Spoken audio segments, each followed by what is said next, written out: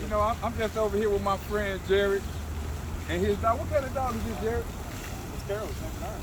Carol St. Bernard. Yeah, we're gonna touch on some things later when we go upstairs on top of the roof. But right now, you know, my man, he's a military, from the military. You know, he's. Just wait, I got something for y'all. Y'all gonna be very intrigued. Hey, check it out. Hey, Jerrod, what you doing up there? Well, you come up here to smoke weed, and somebody asked me if my dog can climb trees. Oh, this where you be smoking your joints at? Yeah. Oh, wow. Carol, what's up, Carol?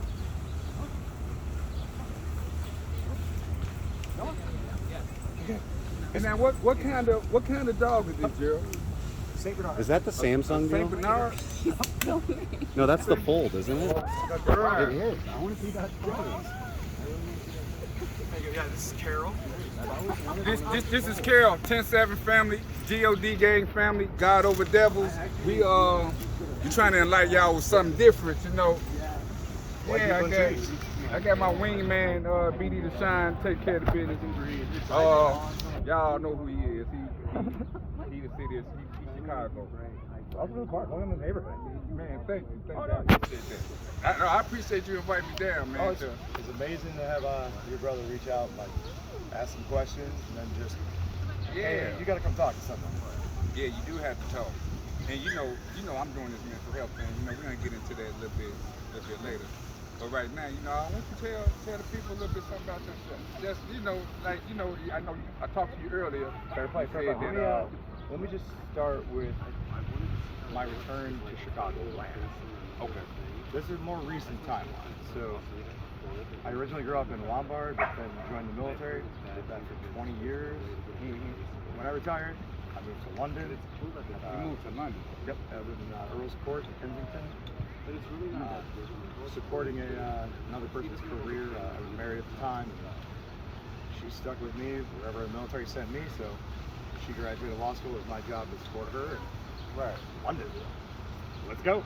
London, huh? Yeah, but London and COVID just means you're spending a lot of money for a place you can't even walk out of. So That's how London is? it was for COVID. Yeah, London's a great city, but It's not it's the place hard. to be when COVID going on. yeah, with COVID, and I was trying to find my way into a new career path as well because I actually retired.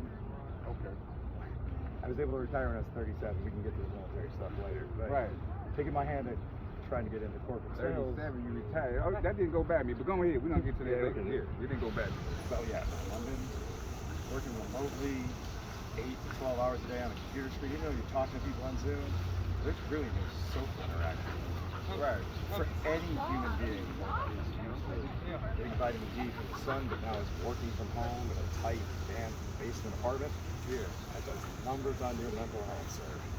See, It doesn't even matter if you have a past history. that alone, take the that alone people. will hurt your mental health just being clogged up.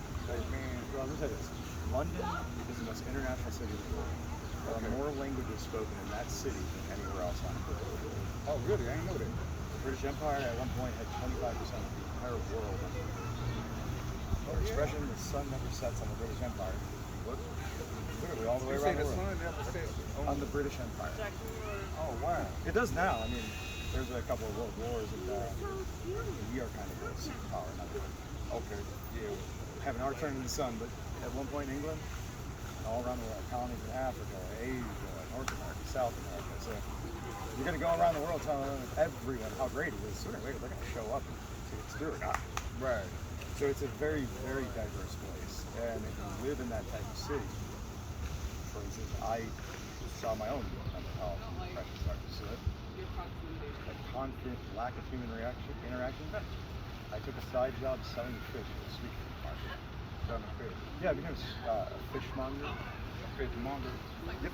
Literally, I was just walking down the street to go pick up food with my ex. Yeah. North End Road Market in Fulham, next to Chelsea Stadium. Yeah. It's about a 1 mile stretch of stalls, fresh fruit, cheeses. Like, we have farmers market here, but European steak a little bit more. To a higher level. How long did you stay down there in London? Just 4 months. 4 months. And then you had to move around? Well, because of I needed a job just to get me out of the house, just so I could talk to people. Right. To keep a smile on my face. People were copacetic.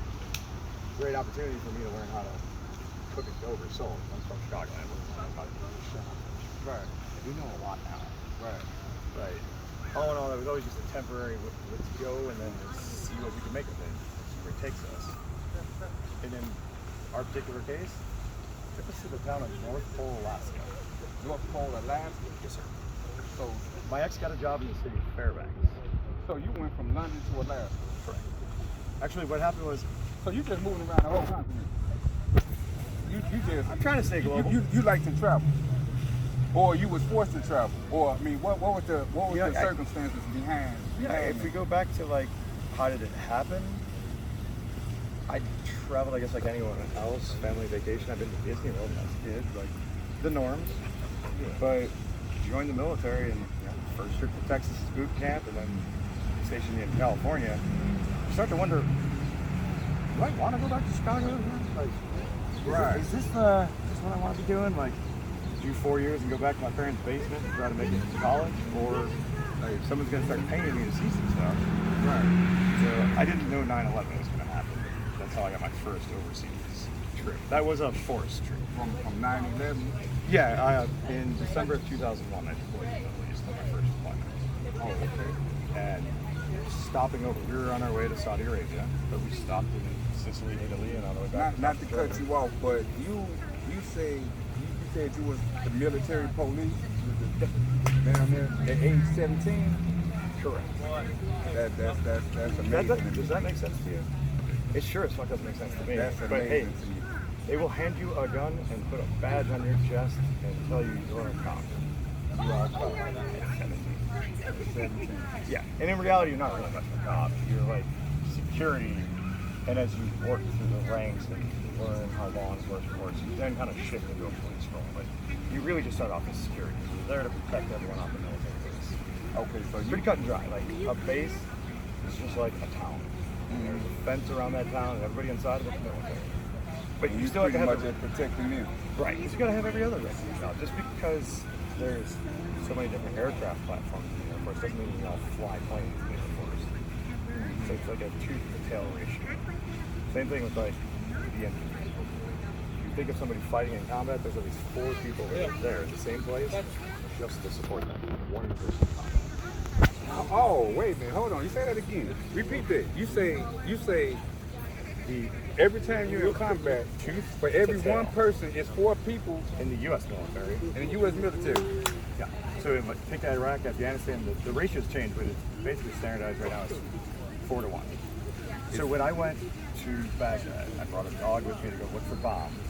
Right. My role was outside of the wire, which means the base perimeter. It's a town when it's in Ohio or Texas. But when you're in Iraq, it's the only safe place. You go outside the wire, you're off the reservation, so to speak. Now, anyone walking around, you don't know. You're in a combat role, you're in a combat arms, infantry, scouts, dog handlers looking for bombs. Right. Each one of us that steps foot outside the wire, there's at least 4 people back inside the wire supporting that effort. Even if it was just something like making sure the water's purified, or the hospital staff, if something goes wrong, you got to come back inside the wire to get the. That's amazing. I never knew that. There's a lot of different jobs in the military. It's a huge misconception. And the reason why I'm like hitting on this right now is because you're advocating for mental health, and this is actually an important thing for veterans, so other people can understand. Right. Just because you served in the military doesn't mean you were kicking down doors and killing Bin Laden. Right. So the unconscious bias people have, like, oh, he was military, he must have killed a lot of people. That's highly unlikely. Highly unlikely. The vast majority of people in the military never see combat. But the majority of them need mental health. So the majority of the people that I know that came back when you come back in the day, to Vietnam and all that, they had a problem. But we didn't know how to recognize the problem, and that's the reason why I want to bring awareness to the mental health, because what's really important to this mental health thing is that the people around you know about you having mental health, so they can know how to deal with you. There's certain things you can say, there's certain words that you can say to trigger off that anxiety, that panic attack when you're talking to someone that have mental health issues. We're gonna get back to that a little bit later. I mean, absolutely the same. I can second that. I mean, it's incredibly well said and well put.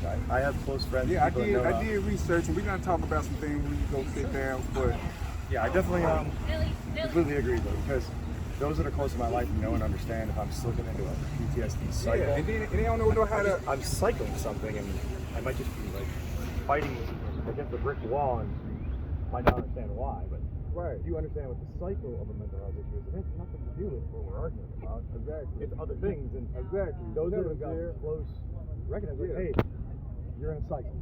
I'm gonna take a step away here real quick, and we'll talk again in a minute. Exactly. And you know what? If I come back and I'm still hard on whatever point we were arguing, yeah, it's not PTSD, like Yeah. we're just arguing. We just argue. Yeah. But it's important that people know that they can see the difference, because every time somebody can call me on that, and I take a step, a couple deep breaths in, and Carol, and I come back like, yeah, thanks for stopping. It could have just turned into something that could ruin a friendship, ruin a relationship, Oh ruin man, a family. you know what? You just said something where, and I don't mean to bring this up, but you know this just occurred today where a friend of mine we kind of had miscommunication, and it's real important for you to try to keep everything down. You know, like I had told my brother, like no reason for us to be arguing over anything. You're my brother, I love you. We should always be able to discuss things, because what I've learned now, it's all about conversation, it's all about communication. Communication is key, and it's all about love and forgiveness. If you forgive others, you'll be able to move on with your own life, and we're gonna get back into that. I spoke about that on my last podcast show, but we're gonna get to that. Cool. But let's Jerrod, cut right here for a second. Yeah, that's This is a good start. Like editing and getting more footage and stuff. Really easy. But yeah, it's smooth talking to you. I like it. Hey, how you doing? What kind of dog is this right here? That's a Vizsla. A who? Hungarian Vizsla. Oh, this is a nice dog. They are incredibly fast. She's very, very sweet. There's a couple of them in the neighborhood, and Carol stands no chance of keeping up with them. Where are you from? Originally from Romania. What part? Romania. Oh, oh, that's From nice. the north? From Transylvania? Warsaw? No. Farther north? I've been to Warsaw, Bram, Timisoara. Look at Jerrod. Where you haven't been, Jerrod? Where How have long you? ago? You hear me? The last trip was April of 18. I still had to go to a lot of the former Yugoslav countries so that I could have seen them all. So I went to Slovenia, Croatia, Bosnia, Serbia, and then He's Timisoara. simply amazing. He's All our amazing. neighbors. I've lived in Europe for 10 years or so. I've lived in England, Spain, Germany. Oh, you are Well traveled. everywhere. Hey, No, but I love seeing people from Europe or other countries in my hometown because nice. I live here for 10 years now. well, I How guess you you like like it then. I like it. You like it? Oh, that's nice. Here, come. Yeah. Still puppy too. Oh, she's such a big puppy. Yeah. Are you here for something? Some show? Yeah, I'm doing a podcast show, really based on mental health. I had lost a son a few years ago, and I went through some dark times, and I found out some things where I feel as though it'd be kind of important for other people that might be going through the same problem. So I'm trying to bring awareness to that, mental health. Thank you. Having conversations matters, and that's how I work with his brother. I had a side job for the summer, but I spent 20 years in the military, and I can relate a lot to mental health. I fought in a war. On YouTube? Your show is Yeah, on YouTube. If you don't mind, YouTube? you know, you might be on YouTube. Oh. But you're a nice lady. I'm pretty sure you don't mind. No, I don't mind. Anyway. What's your business name? Piper. Piper? Yeah, Like she's the still a Pied puppy, Piper? so she's chewing things. Yeah, going up to every stick. Baby. I want to be able to like just go up to individuals and be able to communicate and say I've been to Yugoslavia, Russia, this and that. I Sure. mean, I need to get with the program with you, Jerrod. Now for Christmas. I'm hanging out with you from now on. Okay. Yeah, I'm fine with I'm going where you going. Okay, thank you. I don't have my phone, but Christmas Carol, right? Yeah. On Facebook too? Just Instagram. Oh, okay. She was born in the town of North Pole, Alaska, Oh, really? on Christmas Day. Oh my God. How old is she? This Christmas will be 2. Okay, so it's the same as Piper. Piper is here when it's 5 months. We're gonna get back to like trying to Thank help. you, But yes, if you and- ever want help with your dog, just ask me anytime. Yes. Yeah, ask Jerrod. I think that's Amazing. He know how to do everything. No, I don't. I know how to do a lot of things. He modest. And what's your podcast? You wanna go around this way? What's your podcast? It's actually Straw Nitty on YouTube. STREW. Man, I suggest you write it down on the piece of NITTI. paper. Yeah, you want to write Yeah, it down yeah, on a yeah, piece of yeah, paper, please? yes. Because I don't have my phone with Oh me. no, I know what. That would be my pleasure. Thank you. And I'm promoting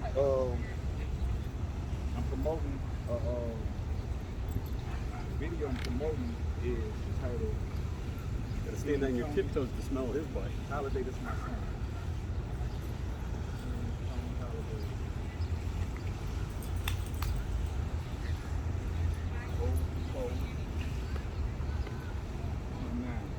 Put it up on YouTube.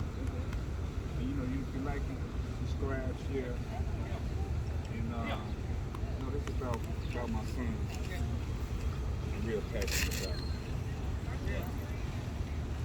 Okay, I'm proud of you. Have a good day. You too. Where did Jerrod go? He over there. He well? It's gone found. There you go. There you go. There go my new friend, y'all. 10-7 GOD gang family.